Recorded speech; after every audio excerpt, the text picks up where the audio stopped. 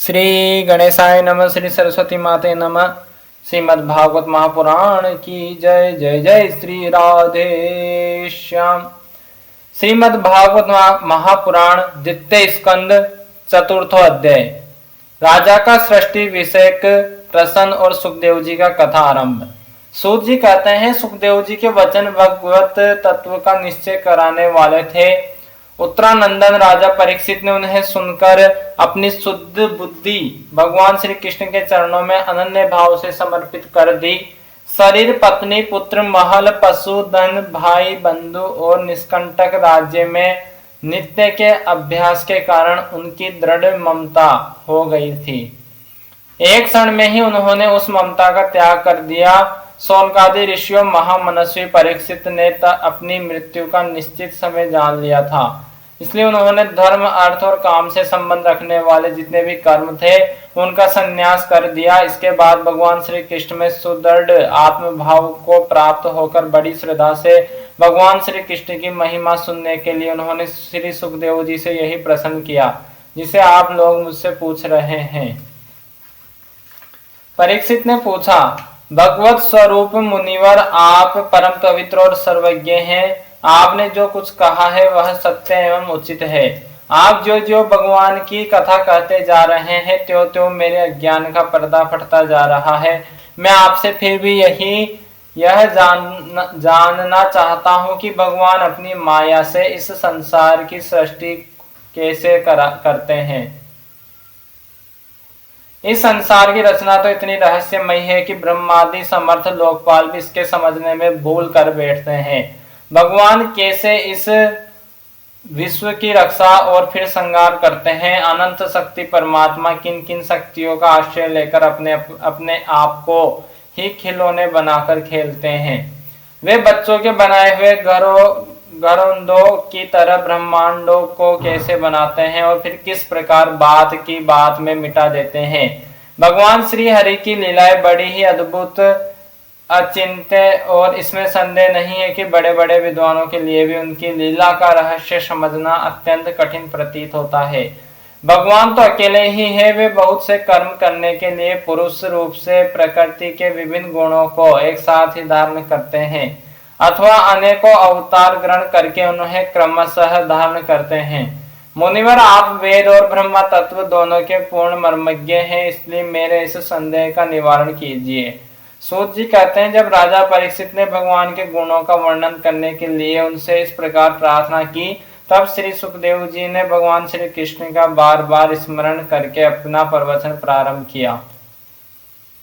श्री सुखदेव जी ने कहा, उन पुरुषोत्तम भगवान के चरण कमलों में मेरे कोटि कोटि प्रणाम है, जो संसार की उत्पत्ति, स्थिति और प्रलय की लीला करने के लिए सत्व, रज तथा तमोगुण रूप तीन शक्तियों को स्वीकार कर ब्रह्मा, विष्णु और शंकर का रूप धारण करते हैं, जो समस्त चर अचर प्राणियों के हृदय में अंतर्यामी रूप से विराजमान है, जिनका स्वरूप और उसकी उपलब्धि का मार्ग बुद्धि के विषय नहीं है, जो स्वयं अनंत है तथा जिनकी महिमा भी अनंत है। हम पुनः बार बार उनके चरणों में नमस्कार करते हैं, जो सत्पुरुषों का दुख मिटाकर उन्हें अपने प्रेम का दान करते हैं, दुष्टों की सांसारिक बढ़ती रोककर उन्हें मुक्ति देते हैं तथा जो लोग परमहंस आश्रम में स्थित हैं उन्हें उनकी भी अभिष्ट वस्तु का दान करते हैं, क्योंकि चर अचर समस्त प्राणी उन्हीं की मूर्ति है, इसलिए किसी से भी उनका पक्षपात नहीं है। जो बड़े ही भक्त वत्सल है और हठ पूर्वक भक्तिहीन साधन करने वाले लोग, जिनकी छाया भी नहीं छू सकते, जिनके समान भी किसी का ऐश्वर्य नहीं है, फिर उससे अधिक तो हो ही कैसे सकता है। तथा ऐसे ऐश्वर्य से युक्त होकर जो निरंतर ब्रह्मा स्वरूप अपने धाम में विहार करते रहते हैं, उन भगवान श्री कृष्ण को मैं बार बार नमस्कार करता हूँ, जिनका कीर्तन, स्मरण, दर्शन, वंदन, श्रवण और पूजन जीवों के पापों को तत्काल नष्ट कर देता है। उन पुण्य कीर्ति भगवान श्री कृष्ण को बार बार नमस्कार है। विवेकी पुरुष जिनके चरण कमलों की शरण लेकर अपने हृदय से इस लोक और परलोक की आसक्ति निकाल डालते हैं और बिना किसी परिश्रम के ही ब्रह्मा पद को प्राप्त कर लेते हैं, उन मंगलमय कीर्ति वाले भगवान श्री कृष्ण को अनेक बार नमस्कार है। बड़े बड़े तपस्वी, दानी, यशस्वी, मनस्वी, सदाचारी और मंत्र वेता जब तक अपनी साधनाओं को तथा अपने अपने आप को उनके चरणों में समर्पित नहीं कर देते, तब तक उन्हें कल्याण की प्राप्ति नहीं होती। जिनके प्रति आत्मसमर्पण की ऐसी महिमा है, उन कल्याणमय कीर्ति वाले भगवान को बार बार नमस्कार है।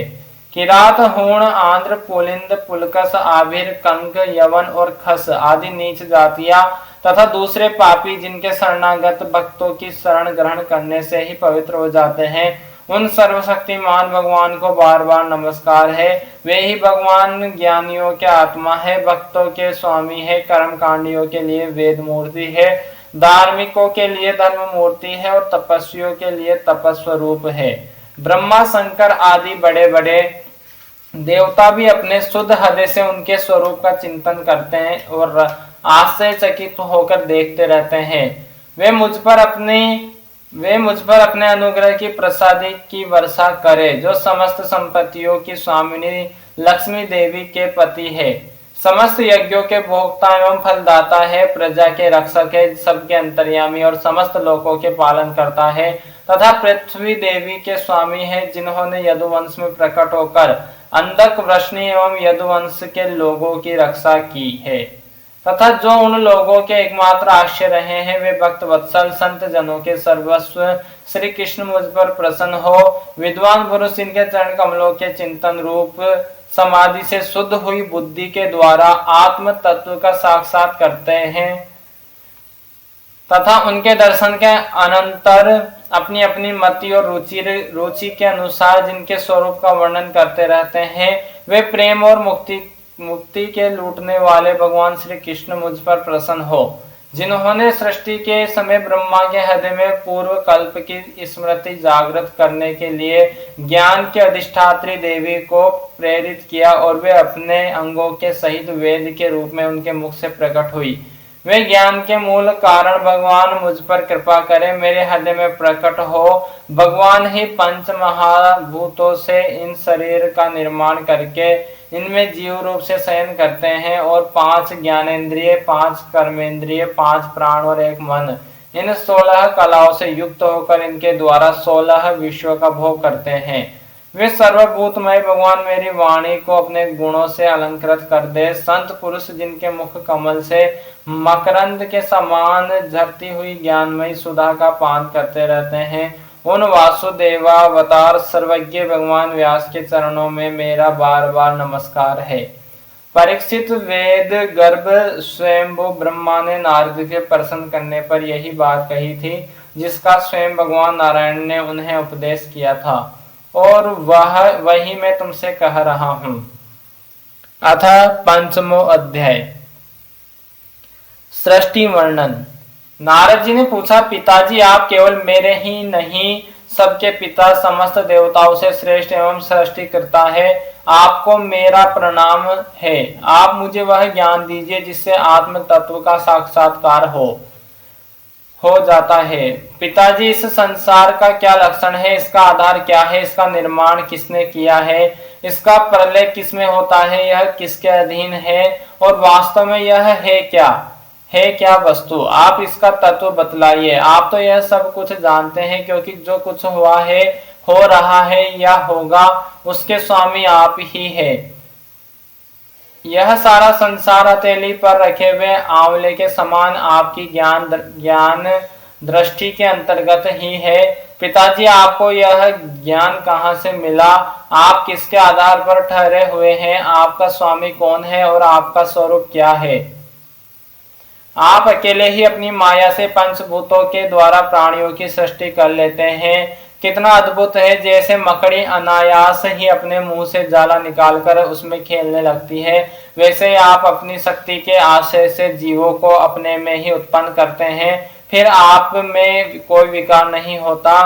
जगत में नाम, रूप और गुणों से जो कुछ जाना जाता है, उसमें मैं ऐसी कोई सत, असत, उत्तम, मध्यम या अधम वस्तु नहीं देखता जो आपके सिवा और किसी से उत्पन्न हुई हो। इस प्रकार सबके ईश्वर होकर भी आपने एकाग्र चित्त से घोर तपस्या की।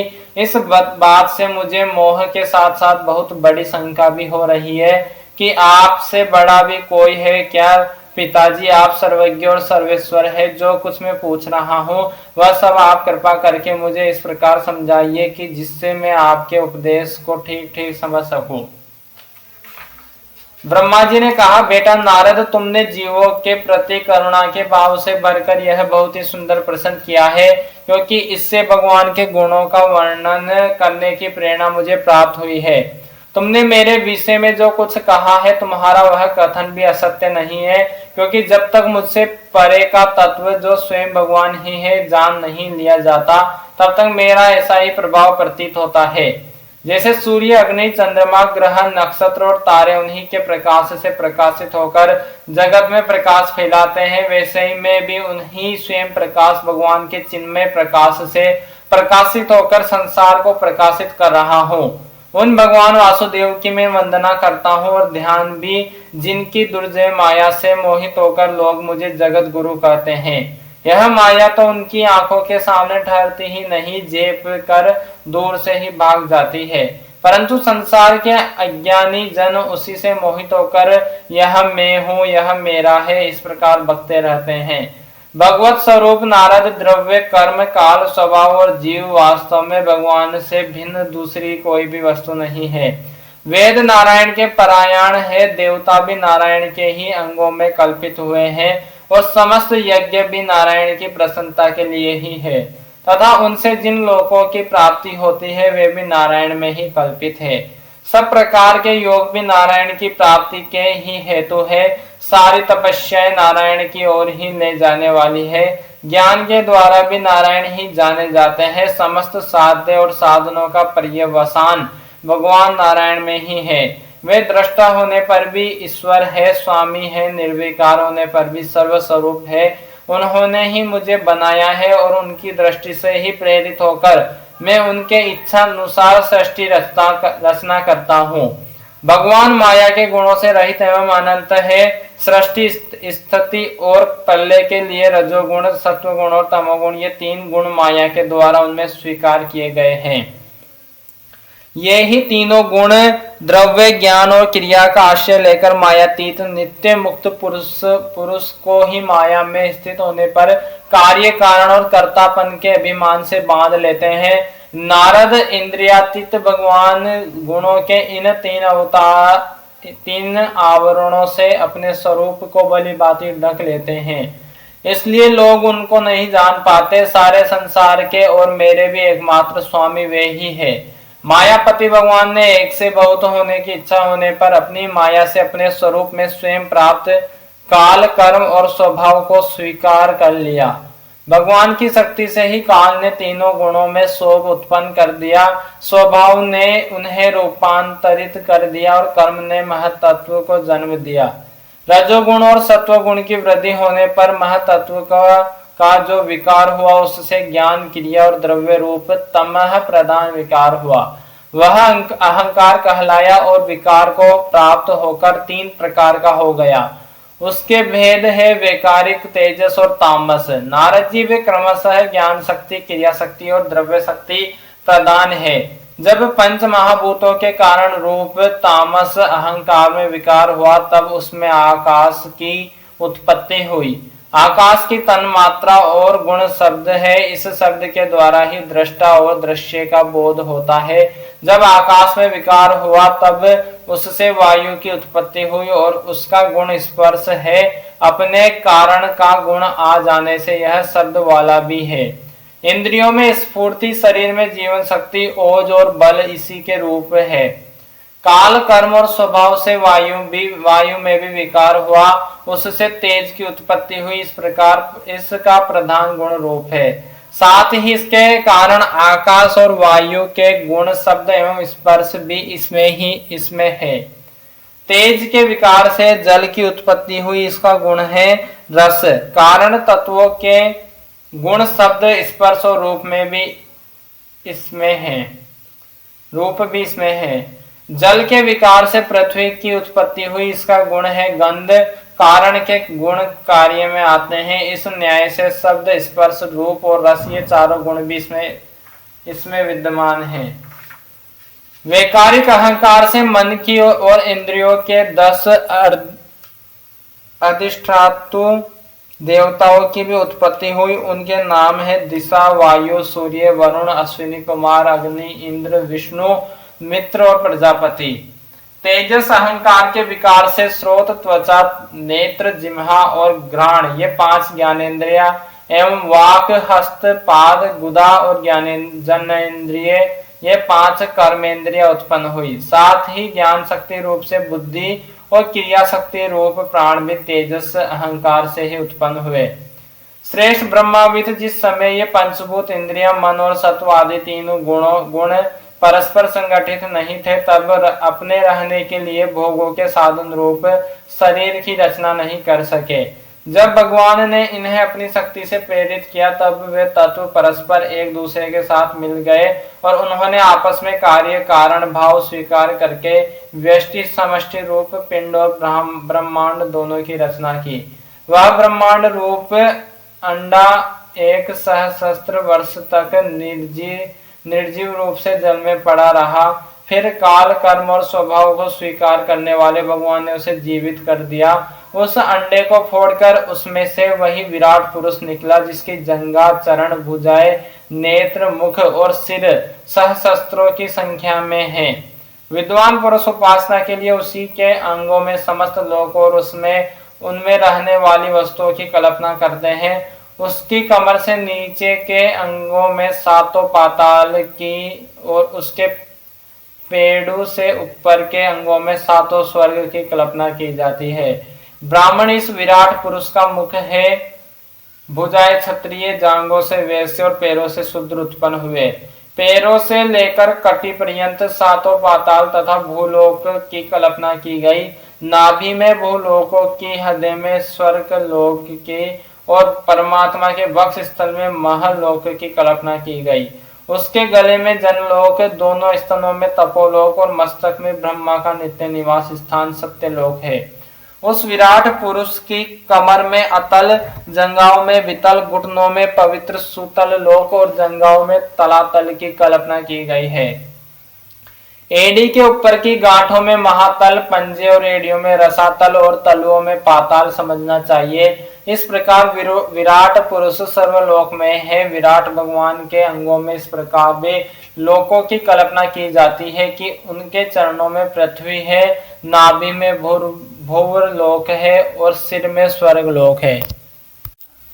अथ 6ठो अध्याय विराट स्वरूप की विभूतियों का वर्णन। ब्रह्मा जी कहते हैं, उन्हीं विराट पुरुष के मुख से वाणी और उसके अधिष्ठात देवता अग्नि उत्पन्न हुए। 7 छंद उनकी 7 धातुओं से निकले हैं। मनुष्यों, पितरों और देवताओं के भोजन करने योग्य अमृतमय अन्न, सब प्रकार के रस, रसनेन्द्रिय और उसके अधिष्ठात देवता वरुण विराट पुरुष की जीहा से उत्पन्न हुए हैं। उनके नासा छिद्रों से प्राण, अपान, व्यान, उदान और समान ये 5 प्राण और वायु तथा घ्राणेन्द्रियों से अश्विनी कुमार समस्त औषधियां एवं साधारण तथा विशेष गंध उत्पन्न हुए हैं। उनकी नेतेंद्रिय रूप और तेज की तथा नेत्र गोलोक स्वर्ग और सूर्य की जन्मभूमि है। समस्त दिशाएं और पवित्र करने वाले तीर्थ कानों से तथा आकाश और शब्द श्रोत्रेंद्रिय से निकले हैं। उनका शरीर संसार की सभी वस्तुओं के सार भाग तथा सौंदर्य का खजाना है। सारे यज्ञ, स्पर्श और वायु उनकी त्वचा से निकले हैं। उनके रोम सभी उद्दिज पदार्थों के जन्म स्थान है अथवा केवल उन्हीं के जिनसे यज्ञ संपन्न होते हैं। उनके केश, दाढ़ी, मूछ और नखों से मेघ, बिजली, शिला एवं लोहा आदि धातुएं तथा भुजाओं से प्राय संसार की रक्षा करने वाले लोकपाल प्रकट हुए हैं। उनका चलना फिरना भी भू भुव स्व है। स्व तीनों लोकों का आश्रय है। उनका चलना फिरना भू भुव स्व तीनों लोकों का आश्रय है। उनके चरण कमल प्राप्ति की रक्षा करते हैं और भयों को भगा देते हैं। समस्त कामनाओं की पूर्ति उन्हीं से होती है। विराट पुरुष का लिंग जल, वीर्य, सृष्टि, मेघ और प्रजापति का आधार है तथा उनकी जनेन्द्रिय मैथुन जनित आनंद का उद्गम है। नारद जी विराट पुरुष की पायु इंद्रिय यम मित्र और मल त्याग का तथा गुदा द्वार हिंसा निवृत्ति मृत्यु और नरक का उत्पत्ति स्थान है। उनकी पीठ से पराजय अधर्म और अज्ञान, नाड़ियों से नद नदी और हड्डियों से पर्वतों का निर्माण हुआ है। उनके उदर में मूल प्रकृति रस नाम की धातु तथा समुद्र समस्त प्राणी और उनकी मृत्यु समाई हुई है। उनका हृदय ही मन की जन्मभूमि है। नारद हम तुम धर्म सनकादि शंकर विज्ञान और अंतकरण सब के सब उनके चित्त के आश्रित है। कहाँ तक गिनाए में तुम्हारे बड़े भाई सनकादि शंकर देवता देते मनुष्य नाग पक्षी मृग रेंगने वाले जंतु गंधर्व अप्सराएं यक्ष राक्षस भूत प्रेत सर्प पशु पितर सिद्ध विद्याधर चारण वृक्ष और नाना प्रकार के जीव जो आकाश जल या स्थल में रहते हैं, ग्रह नक्षत्र केतु पुच्छल तारे तारे बिजली और बादल, ये सब के सब विराट पुरुष ही है। यह संपूर्ण विश्व जो कुछ कभी था है या होगा सबको वह घेरे हुए हैं और उसके अंदर यह विश्व उसके केवल 10 अंगुल के परिणाम में ही स्थित है। जैसे सूर्य अपने मंडलों को प्रकाशित करते हुए ही बाहर भी प्रकाश फैलाते हैं, वैसे ही पुराण पुरुष परमात्मा भी संपूर्ण विराट विग्रह को प्रकाशित करते हुए ही उसके बाहर भीतर सर्वत्र एक रस प्रकाशित हो रहा है। मुनिवर जो कुछ मनुष्य की क्रिया और संकल्प से बनता है उससे वह परे है और अमृत एवं अभय पद मोक्ष का स्वामी है। यही कारण है कि कोई भी उसकी महिमा का पार नहीं पा सकता। संपूर्ण लोक भगवान के एक पाद मात्र अंश मात्र है तथा उनके अंश मात्र लोकों में समस्त प्राणी निवास करते हैं। भूलोक भूलोक और स्वर्ग लोक के ऊपर महालोक है, उसके भी ऊपर जन तप और सत्य लोक में क्रमशः अमृत सेम एवं अभय का नित्य निवास है। जन तप और सत्य इन तीनों लोकों में ब्रह्मचारी वानप्रस्थ एवं सन्यासी निवास करते हैं। दीर्घकालीन ब्रह्मचर्य से रहित ग्रस्त भूलोक और स्वर्गलोक के भीतर ही निवास करते हैं। शास्त्रों में 2 मार्ग बतलाए गए हैं, एक अविद्या रूप कर्म मार्ग जो सकाम पुरुष के लिए है और दूसरा उपासना रूप विद्या का मार्ग जो निष्काम उपासकों के लिए है। मनुष्य दोनों में से किसी एक का आश्रय लेकर भोग प्राप्त कराने वाले दक्षिण मार्ग से अथवा मोक्ष प्राप्त कराने वाले उत्तर मार्ग से यात्रा करता है, किंतु पुरुषोत्तम भगवान दोनों के आधारभूत है। जैसे सूर्य अपनी किरणों से सबको प्रकाशित करते हुए भी सबसे अलग है, वैसे ही जिन परमात्मा से इस अंड की और पंचभूत एकादश इंद्रिय एवं गुणमय विराट की उत्पत्ति हुई है, वे प्रभु भी इन समस्त वस्तुओं के अंदर और उनके रूप में रहते हुए भी उनसे सर्वथा अतीत है। जिस समय इस विराट पुरुष के नाभि कमल से मेरा जन्म हुआ, उस समय इस पुरुष के अंगों के अतिरिक्त मुझे और कोई भी यज्ञ की सामग्री नहीं मिली। तब मैंने उनके अंगों में ही यज्ञ के पशु यूप स्तंभ कुश यह यज्ञ भूमि और यज्ञ के योग्य उत्तम काल की कल्पना की। ऋषि श्रेष्ठ यज्ञ के लिए आवश्यक पात्र आदि वस्तुएं जो चावल आदि औषधियां घृत आदि स्नेह पदार्थ छह रस लोहा मिट्टी जल ऋक यजु साम चातुहोत्र यज्ञों के नाम मंत्र दक्षिणा व्रत देवताओं के नाम पद्धति ग्रंथ संकल्प तंत्र अनुष्ठान की रीति गति मति श्रद्धा प्रायश्चित और समर्पण, यह समस्त यज्ञ सामग्री मैंने विराट पुरुष के अंगों से ही इकट्ठी की है। इस प्रकार विराट पुरुष के अंगों से ही सारी सामग्री का संग्रह करके मैंने उन्हीं सामग्रियों से उन यज्ञ स्वरूप परमात्मा का यज्ञ के द्वारा यज्ञन किया। तदंतर तुम्हारे बड़े भाई इन 9 प्रजापतियों ने अपने चित्त को पूर्ण समाहित करके विराट एवं अंतर्यामी रूप से स्थित उस पुरुष की आराधना की।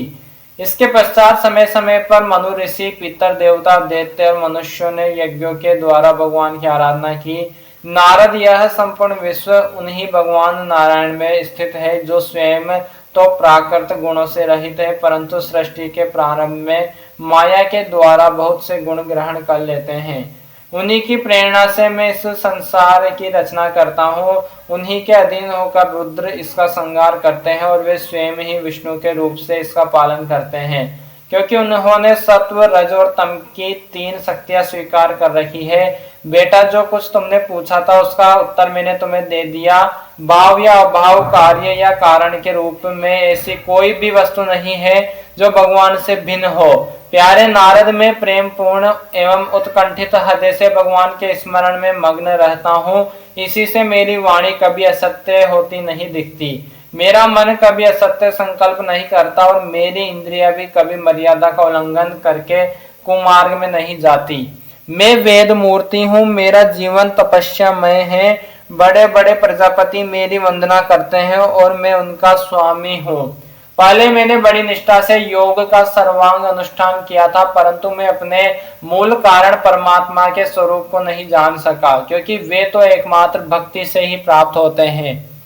मैं तो परम मंगलमय एवं शरण आए हुए भक्तों को जन्म मृत्यु से छुड़ाने वाले परम कल्याण स्वरूप भगवान के चरणों को ही नमस्कार करता हूँ।